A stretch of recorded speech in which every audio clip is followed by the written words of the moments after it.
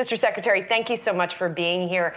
I want to ask you about that participation rate in particular, rising to 62.4%. We heard a fun anecdote earlier from one of our guests whose 72-year-old mother, who retired early during the pandemic, has just gotten a job and gone back to work. And I'm curious how much of that you're seeing out there and what ways you have and you think employers have at their disposal to try to encourage people to come back out of what was maybe premature retirement. Yeah, no, let me just quickly stop by. The report is a good report. Every unemployment number went down. The white community, the black community, the Latino community, the Asian community, the American Indian community. But I'll tell you, what I like the most about the report is what you just asked me. The participation rate went up a bit. And I think as we think about moving forward into 2022 here, we need to continue to get that participation rate going up. And we've seen, a few months ago, we were talking about the Great Resignation. These are folks that might have had their years in to retire, but they left a little early because of the pandemic. We're seeing some of those folks come back into the workforce. Last month, we saw a lot of high school students with less than a high school degree go into the workforce. So we just need to I'm going to be really focused on over the course of the next several months is how do we continue to bring that participation rate up. It's what the president said from the beginning, whether it's been the American Rescue Plan investment, whether it's been, what we're doing with masks and the vaccinations and all of that stuff that's been happening throughout last year. We're seeing confidence back in people going back to work. We're seeing wages rise. I know we'll probably talk about inflation in a second, but we are seeing wages rise as well. So it's going to bring people back into the workforce as well. So it's good to see that number. I think we have about 1.6 million people that have not come back in from previously to COVID-19. So we have to continue to get those folks back to work. Mr. Secretary, there's a lot coming at American households right now. You mentioned inflation, gas prices over $4 a gallon in this country, food price inflation just really continuing to be very high and accelerating. When you're out there talking to folks, how difficult is it right now for them to make ends meet? Well, I mean, people are certainly worried about what happens at their kitchen table. That's the biggest, and what the conversations are on the kitchen table.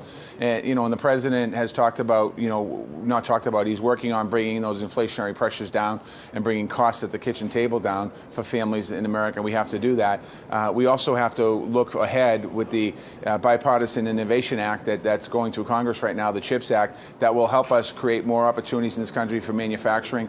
We also need to make sure that Congress passes the COVID relief bill. There's a second COVID relief bill so that we're prepared and cities and towns are prepared moving forward.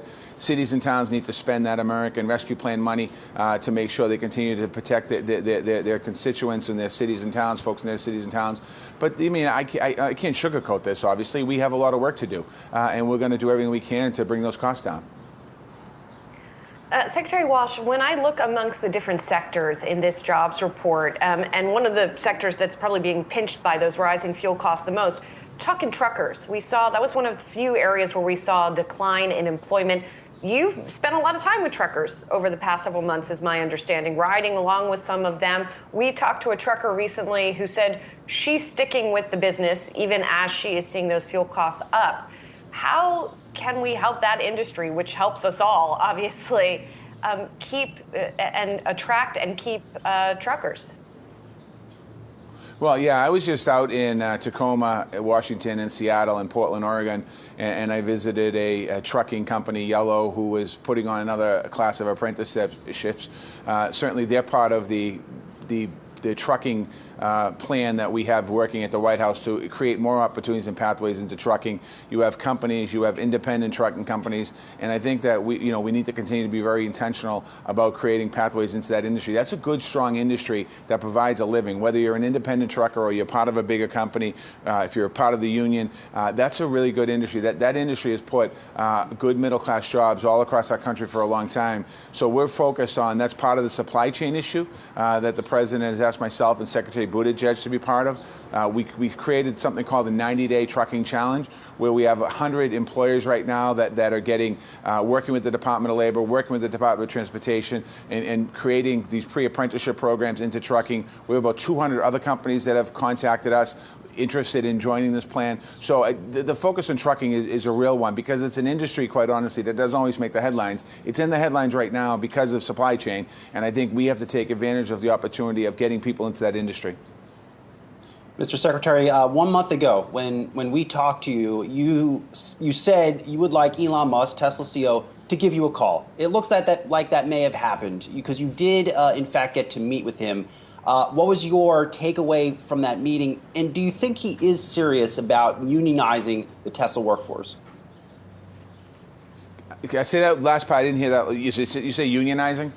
Yeah, Musk, he has floated this idea or welcoming in unions into his business. Is that something you see him doing?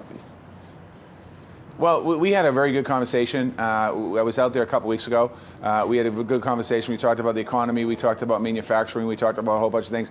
And I did ask the question about unionization, and he certainly said that he's not opposed to it. He said that if the workers were interested, he'd love to have those conversations. And I think it was a good conversation. I didn't go too much into the unionization of his plants. We talked more high level about the economy. I was asking him questions what he thought. I was asking him about inflation and supply chain and all the manufacturing and what he sees in his factories. So we talked about all those issues. We had a good conversation, and hopefully we're going to have another one at some point soon, just to continue the dialogue.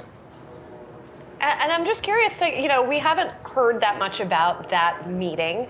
What else can you tell us? And for example, what did you think of that factory that's under construction and how it compares to maybe some of the other automakers you visited? Well, I'll tell you, he's built an amazing facility there. 10 million square feet. It's one of the biggest buildings I've seen, and it's a challenging building. He built it on basically a landfill. So we talked about that. We talked about the culture of how he thinks about a company. So we went around. We touched a lot of different issues. I really focused on the medical side of his company as well, about what the research is on helping people that have accidents, paraplegics, and potentially MS and things like that. I was really interested to talk about what his company's doing there. So really some innovative things, and I was really glad to talk about that. I know it's a little different from being the Secretary of Labor, but I got intrigued about it. Just really thinking about how we can help people recover their functions with their bodies after an injury, after an accident, quite honestly. Yeah, definitely interesting stuff. On the union front, I did want to bring up what's going on at the Amazon warehouse at Staten Island, where they're voting, I believe, as we speak, about whether to unionize. Or Max Zahn, I've been watching his vote count now, where it looks like the union does have the lead.